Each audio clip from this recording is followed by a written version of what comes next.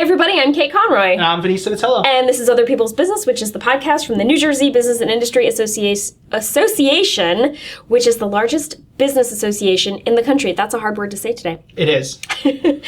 For more info on us, visit njbia.org. We release a new episode every other Friday, so be on the lookout. Shout out to New Jersey Manufacturers Insurance. They provide home, auto, and workers' comp insurance, and they are the official sponsor of the show. I never get tired of saying that.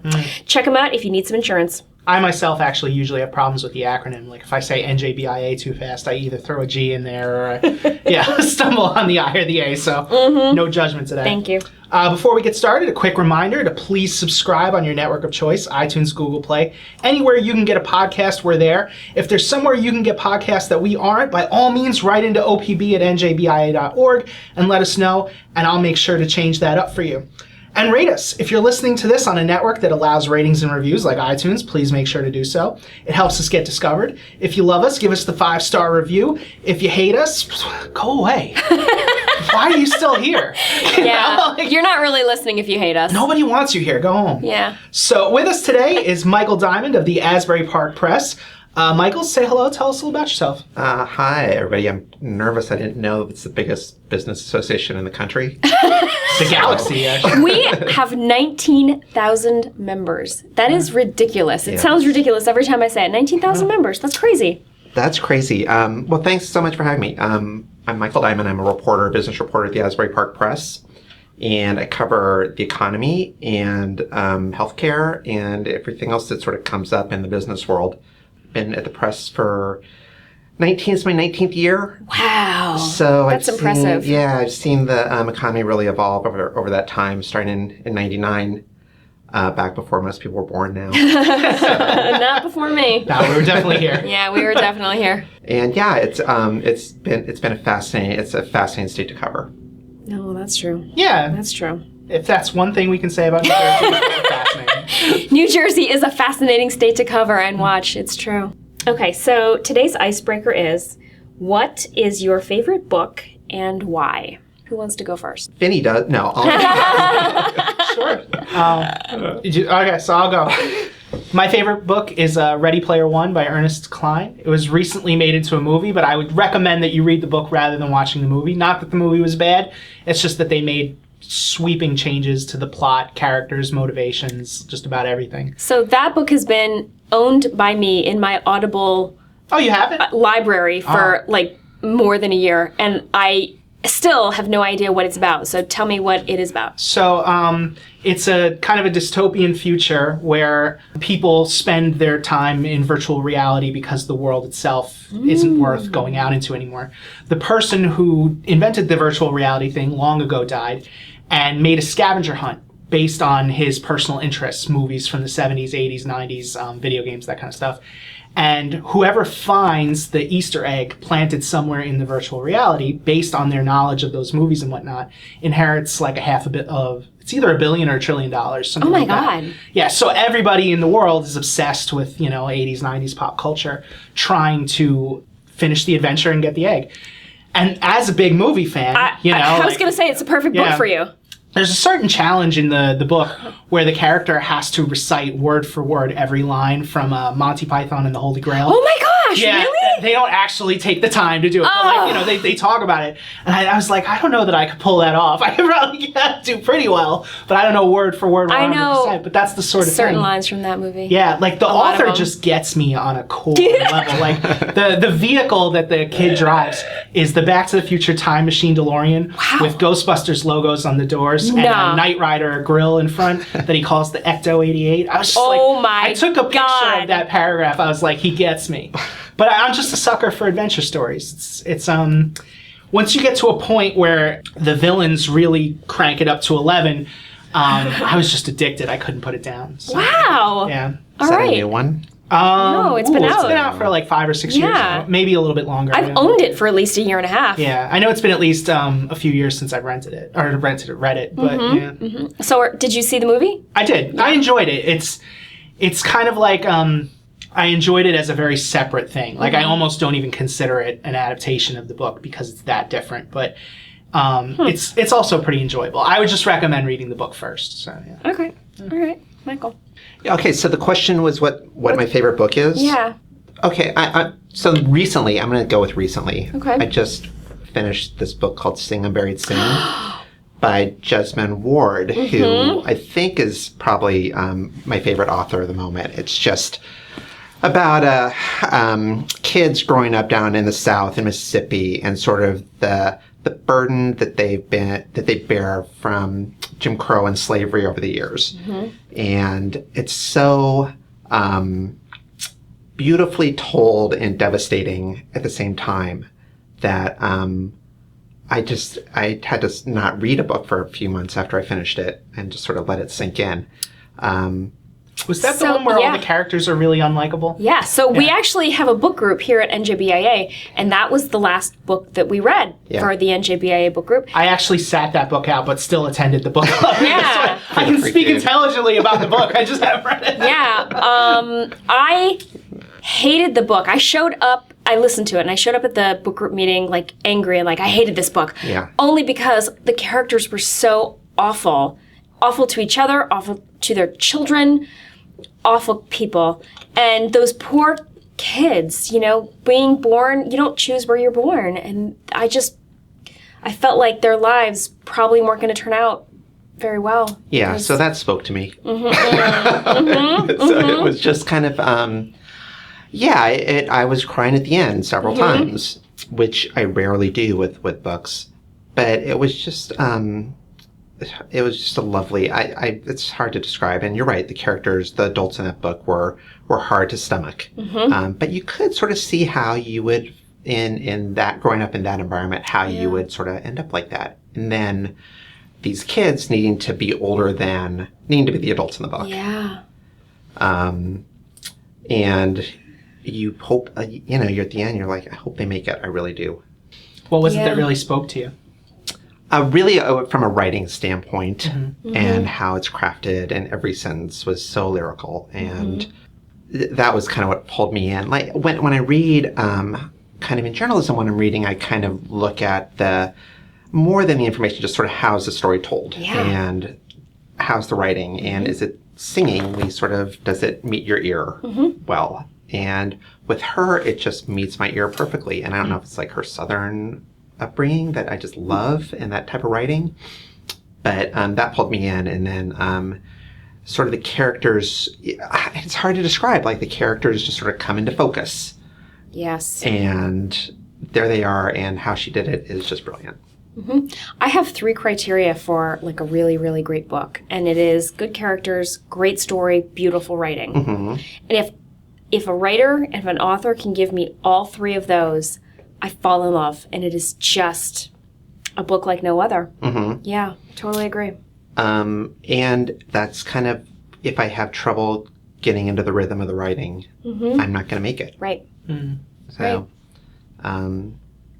but you can sort of hear the voice. Like, there's just kind of this common writerly voice out there that you sort of fall into. So, and we do it. We at least try to do it with newspapers and journalism today too, to tell a story and develop your characters as like real people in this case, and the struggles that they're going through, and sort of tell what it is to live and work in New Jersey or America or the world today. Yeah, we're all just people trying to make it work. You should have come to our book club meeting. I know. I totally agree. Because what are you reading now? The Alice Network. The Alice Network, yeah, which is a World War II book. It's good. All right. Technically, I think it's more of a World War I book than a World War II book. Oh, you're right. Well, it makes me happy that you have a book club. I know, yeah. There are a lot of readers here. And we actually, you know what? The reporters at the press started one too, and they invited me to join. And I was like, I need to finish the book. I'm a slow reader. So it can take, like, how long do you give yourself to read the book? It's usually a while. Well, we always are very optimistic. Like, we'll set it for 4 to 5 weeks out, and then it'll usually get pushed because somebody's calendar, something happens with it, and they can't make it. Yeah. And we're a very small book group, so we like to make sure that all the people who are in it can be there. Yeah. So if one person is like, oh, this date doesn't work anymore, we'll just change it for everybody. So Yeah. And actually, like, the Alice Network is the very first book I ever read. I'm going to call it on tape, but listen to. yeah, it was a CD, but yeah, that was the first time, and it was actually pretty convenient because I just had it was like a pile of discs on the seat in my car next to me, and as I have about a 35-minute or so commute, so as one disc would end, I'd just pop in the next one, and it maybe took a couple weeks, but what was I doing on my commute anyway? So yeah, I got a book out of the way. Yeah, I'm totally listening to that book as well on my commute. Yeah, I should make it clear, I wasn't correcting Kate in the sense that it's not a World War II book.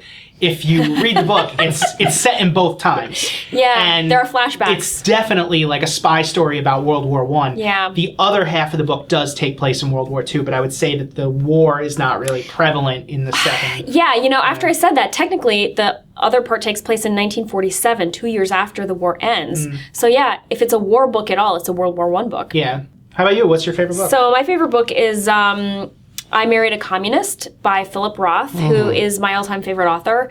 He actually just passed away a couple of weeks ago, and when that happened, I literally could not believe it. Like, I was joking to somebody a couple of years ago about crashing his funeral because I wouldn't really believe that he was really gone unless I saw it from my own eyes. And yeah, that was really hard to know that he wasn't with us in the world anymore writing. Yeah, have you been to the Newark Library? Yes. What's that like? Because they have his collection, is that? I saw him live, and I got to meet him at the Newark Library once. It was amazing. I got to shake his hand and everything. It was unbelievable. And then he signed my copy of The Ghostwriter.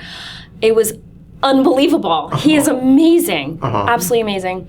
But I Married a Communist is such a nostalgic look at America. It is set in Newark in like 1950, and it's about a radio star who is sort of on the down low a communist for political reasons. And he is married to this very, very famous actress, and they have an incredibly tumultuous relationship. And they end up leaving each other, getting a divorce, and she writes a book called I Married a Communist, outing him. And he loses his job, and it's during the Red Scare. It's a really powerful look at what life was really like for a lot of people during that time. But Newark becomes a character in the book, and it is such an interesting look at what Newark used to be like. There's a line from that book that I will never forget, and it is, "Can you imagine a friendlier place on earth than Bergen Street in Newark?" And I look at that line and I'm just like, yeah, I sure can. Like anywhere else on earth. Wow. No offense to those who Right, of course. Newark. Right, of course, obviously. But looking at Newark through my lens versus reading it through his lens, it just in one sentence tells you everything you need to know about what Newark was like back then. Yeah, and I think he talked about that in American Pastoral. I think I read that one. Yes, McCarter Highway, American Pastoral, yes. Right. And but I read that before I moved to New Jersey, so... Really? Yeah. American Pastoral or I Married? No, American. Okay. Yeah. Yeah, it's part of the trilogy, the Nathan Zuckerman trilogy, right? Yeah. That and Human Stain? That's another good one. Okay. Anthony Hopkins starred in the movie adaptation of that. Not that I know anything about it, but yeah, anyway, I Married a Communist. Does it fulfill your 3 requirements? Oh, 100%. Yeah. 100%. The very last paragraph of that book. Spoiler alert. I'm not, no, it has nothing to do with anything. It's the author or the narrator sort of lying on his back deck and looking up at the stars and just reflecting on what it means to be a human. I could reread that last paragraph of that book forever.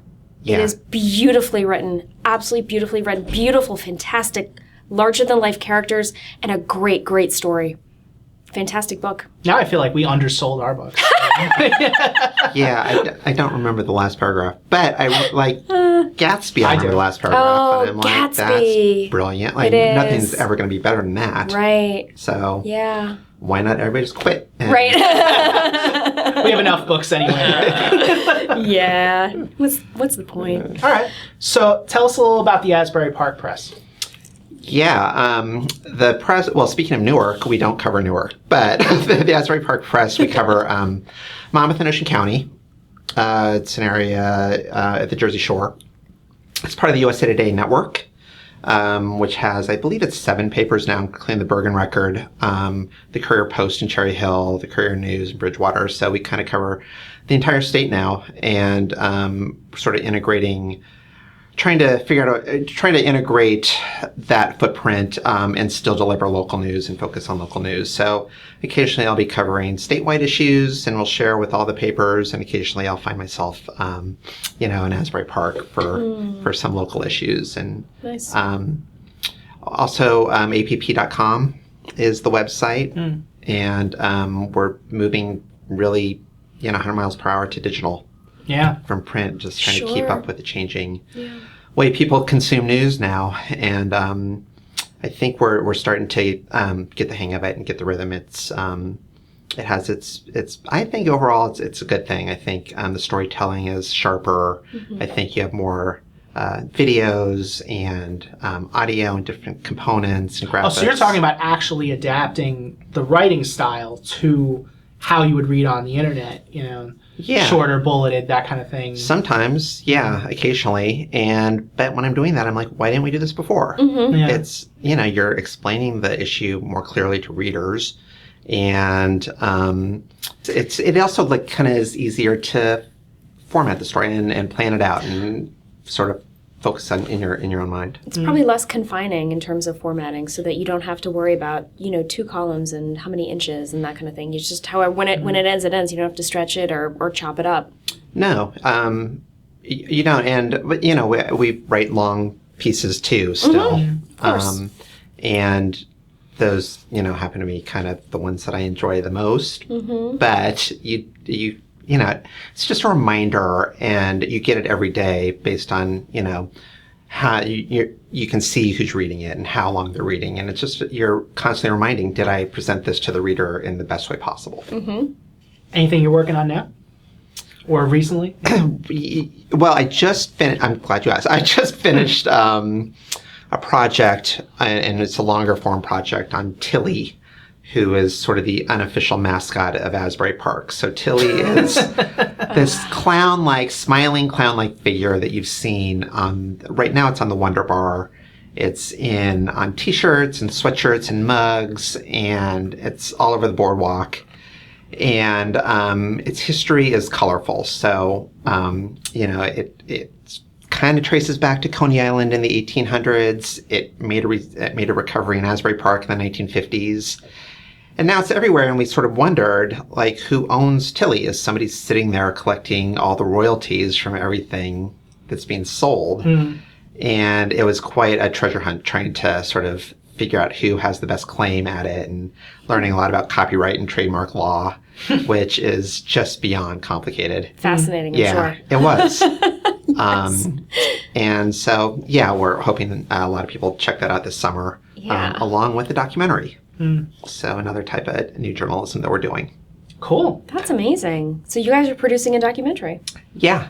It's 11 minutes. Okay. So, but I think it's really... I mean, relative to the Top-notch. subject, Right. I mean, it's a picture of a clown with a creepy smile on a sign somewhere. I don't know that you would want to stretch it out to the 12-hour Ken Burns. Right. It's funny. I didn't know, I'll be honest, I didn't know what you were talking about at first when you said Tilly the Clown. And then when you talked about Coney Island and the creepiness. The creepy smile. And then I was like, oh, I know what they're talking about now. Yeah. I know exactly who Tilly is. Yeah. I never thought Tilly was a woman, though. Tilly is a man?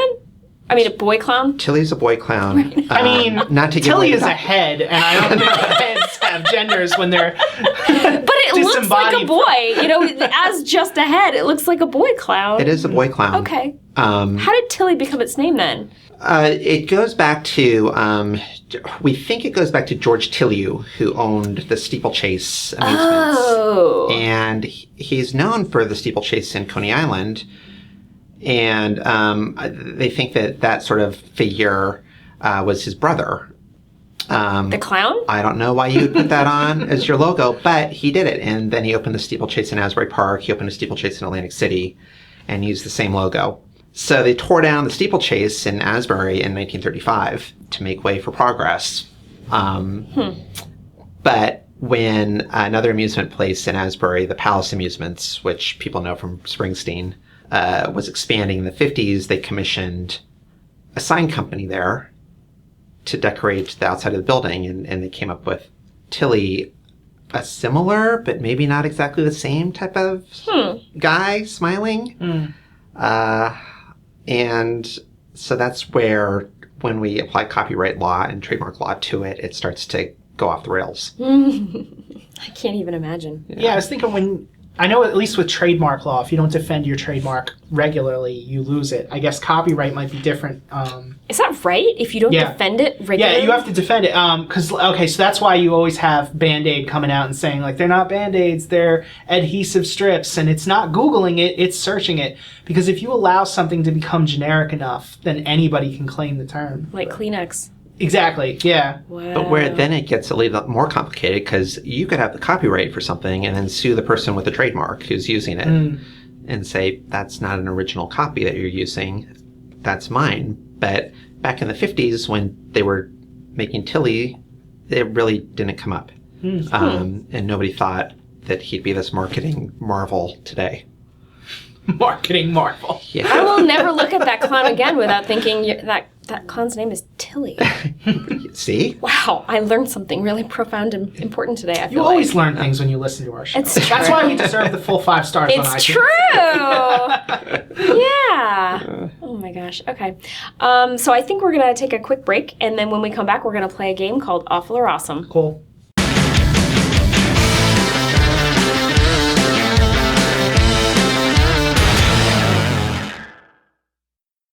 And we're back, and it is time to play Awful or Awesome.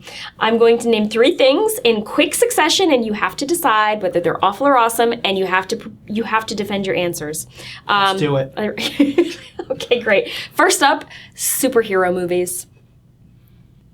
Wow, dead silence. Should I go first? I mean, it's your bailiwick. Well, I am the comic book geek of the group here, but I mean, even I'm getting a lot of fatigue on these things at this point. You know, it's there's just so many, and it's.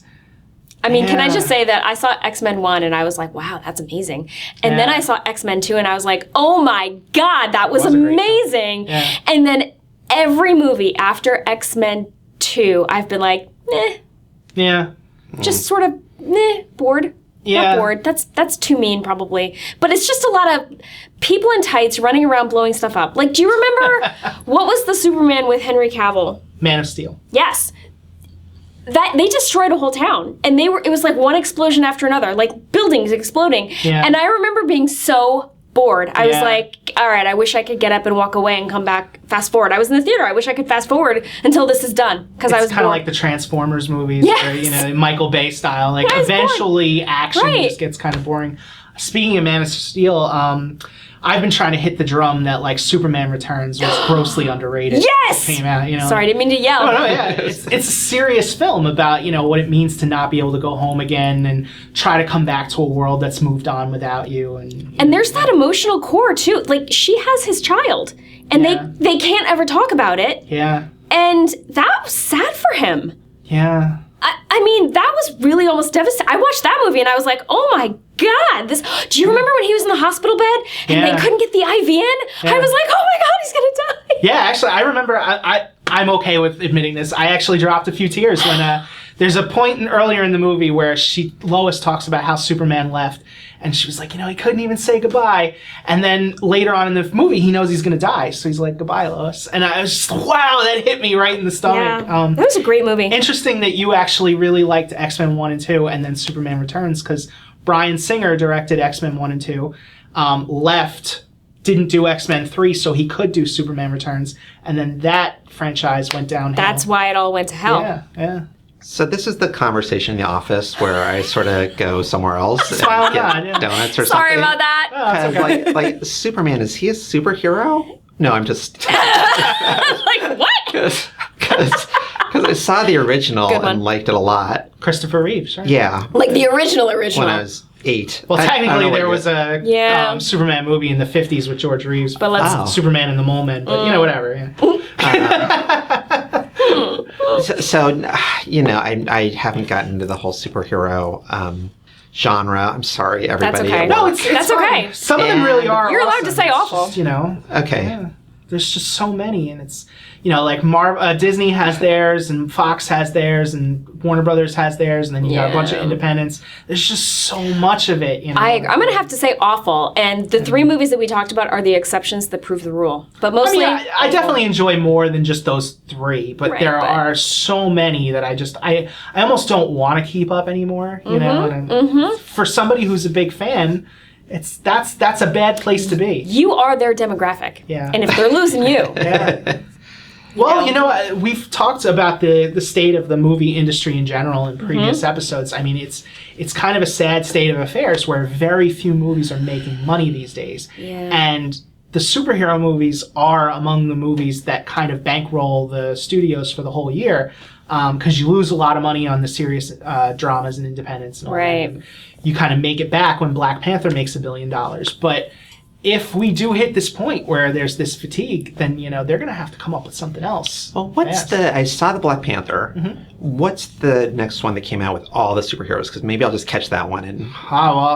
The one. So you're talking about Avengers: Infinity War. So that was the culmination of 10 years worth of 18 films. Do I need to watch them all? I mean, you don't have to, but it makes a lot more sense if you do. Actually, Black Panther and maybe like a couple others. But Black Panther gives you a good kind of lead into it because a lot of it takes place in Wakanda. But yeah. Oh. Insert me rolling my eyes. Yeah. I'm sorry. I'm sorry. Okay. Next one is out of office messages. I hate those things. Yeah, I don't. That's why I added this, because I don't understand. You don't understand why I hate them, or you don't understand out of office messages? Wow. I don't understand why you hate them. Thank you for making me say that. I don't understand them. No, I didn't mean you didn't understand. I thought you meant like, I don't understand why people like these things. Oh. I didn't mean, I understand that you would get, it's a very simple concept. Thank you. No, I mean, okay, I get it internally. Like, so for our internal emails, if I'm out for a couple days, there's a greater expectation that if somebody emails me, I'm going to get back to them faster. Right. But like, if you email somebody out of the office, I kind of have an expectation that they're not going to get back to me for at least like 24 hours anyway. If I ask a question, maybe that person's got to go find the right person, and that person's got to get back to them, and maybe they're in a meeting. I get it. So if somebody writes, I get a kickback email that's just like, oh yeah, I'm out of the office for 24 hours. I'm like, really? Oh, well, that... The 24-hour one, yeah, that's kind of lame, I guess. I mean, if it's a whole week or something, fine. Then I'm like, okay, am I not getting a response for a whole week? Maybe I should try to write somebody else. But for a day, I mean, I get a lot of those where I'm just, it's another email I have to delete. You know how much I love those. So, I do know how much you love those. Yeah. I do.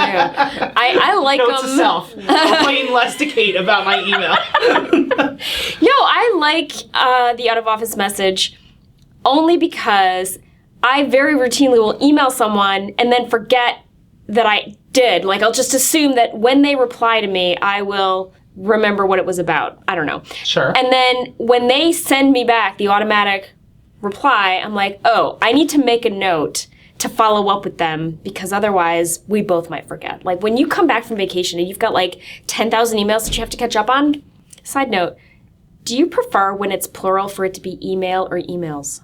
Because I think when you get mail from the post office, plural is mail. Emails sounds ridiculous to me. But if you use it in a sentence, like, I've got 3,000 emails. Yeah, no, emails. It should be emails. I've got 3,000 It doesn't emails. make sense to my ears, is all I'm saying. Huh. Email. Is this really the first time you've ever thought about this? Yes, this is absolutely the first time. I think about this all the time. Wow. No, yeah, it should be emails plural. No, it shouldn't. Okay. Michael, what do you think? Weigh in. Yeah, what do I've got emails to go. I think it's emails. No, I have so many email to catch up on. No. That just sounds wrong. No. I mean, there are a lot of things in grammar that kind of sound wrong but are right. So maybe. But this is a new enough word. Well, maybe it's not new anymore. No. But like at some point in the early days, somebody should have said 10,000 emails. I'm sure the Associated Press has covered this one. We should look it up. All right, sorry, Michael. Out of office messages. They're awesome. You love them. Yeah. I do too. Awesome. I have to, especially for us, and I'll like send out an email trying to interview somebody. And by the way, this makes me sound like a hypocrite because I can't figure out how to like change the voicemail on my phone. So people are calling me when I'm on vacation and they're wondering how I can keep it. But I have a cheat sheet. You know, like I figured it Yeah. out once, I wrote it all down, and I pull it out every time I need to. Yeah, I thought I did, but apparently not. So people are wondering why. But yeah, I have to. I mean, just yesterday, I sent an email trying to interview somebody. I got it bounced back, so then I know that I've got to go to the second option for my job. Yeah, and I would encourage all business owners to use that function. Totally agree. All right, last one. Online shopping. I mean, online shopping is awesome, right? I agree. Yeah, Don't have to go anywhere. I Just hate shows going up. out shopping. You know, I'm not the kind of person that likes to kind of browse in a store, you know, or I know what I want. And so it's easier for me to just kind of place an order online. Actually, I've gotten really spoiled too because certain websites have really trained you to want free shipping on everything. And it does cost money to physically pick something up and drive it to your house. So I shouldn't expect it, but Yeah. I was just thinking the other day, I ordered, you know, we were just talking about it, the Blu-ray of Ready Player One. Target has like a special edition that comes with more stuff than the rest of the places. So I was going to make my first purchase at Target in forever. And they wanted to charge me something like $6 or $7 to ship it. And I was like, but the thing only costs like $20, you know? So There's got to be a Target near your house, though. Can you just call them and have them? yeah, but then I got to drive to Target, you know? I know. And that leads me back to the problem. I know. And in the parking lot is always a mess. And it's always crowded, and the checkout lines are too long. I totally agree. Yeah. Online shopping is the way to go. I love it. So that's interesting. I'm going to say I don't feel strongly one way or the other, so it's not awful or awesome. I like going out. I don't know. I like the experience, like seeing the stores and seeing the products and seeing like people watching. So sort of the social aspect of going out, but the traffic is just brutal. So and I'm actually doing a story about Freehold Raceway Mall. It's funny you should mention this. Oh, that was my mall growing up. Was it? Yeah. Yeah, so I'm Aw. doing a story about that because we've got 3 regional malls in Monmouth and Ocean County, and 2 of them are kind of starting over from scratch because of the online shopping world. But Freehold has managed to hang in there, and so the question is how. Well, I mean, they got a carousel in the food court. I mean, that. The carousel, they do? Did they take it out? Oh, now they don't even have that. Never mind. Wow. They did, you know. Yeah. They have Your foosball. childhood is They have gone. foosball I know, tables. right? And just sort of what malls are trying to do to keep people coming back. And it's a lot of trying to restaurants, trying to not apparel stores, unless you can like provide this sort of experience to go in there and see what's new. And so I'm going to say middle of the road on that for me. Is that I guess okay? that's fair. I think that's the first time that we've never forced someone to actually pick. Oh, thank you. You're welcome. I won't force you. All right.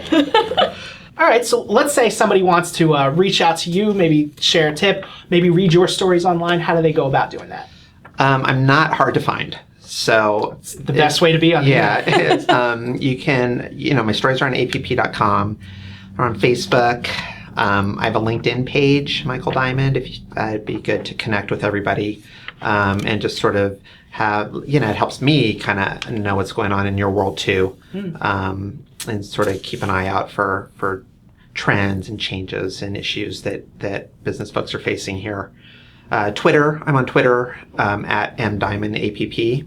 My phone number is 732-643-4038. Kim Guadano should like that one. Yeah, I know, right? And email, mdiamond@app. I have lots of different email addresses, so Cool. yeah, I hope to hear from everybody. Thanks. Awesome. That is fabulous. Thank you so much. Thanks for coming on the show. Yeah, thank you so Thanks much. for having me. This was great. It was. fun. It was fun. Yeah. It's always fun. It's always fun. Totally. So I think that might be our show. That's our show. Thank you to our subscribers and our listeners. We really appreciate the support. Thank you to New Jersey Manufacturers Insurance Group, the official sponsor of the show. They do home, auto, and workers' comp. So check them out if you need some updated coverage. And another thank you to Michael Diamond of the Asbury Park Press. Thank you for joining us. Thank you. All right. See you next time. Bye. Bye.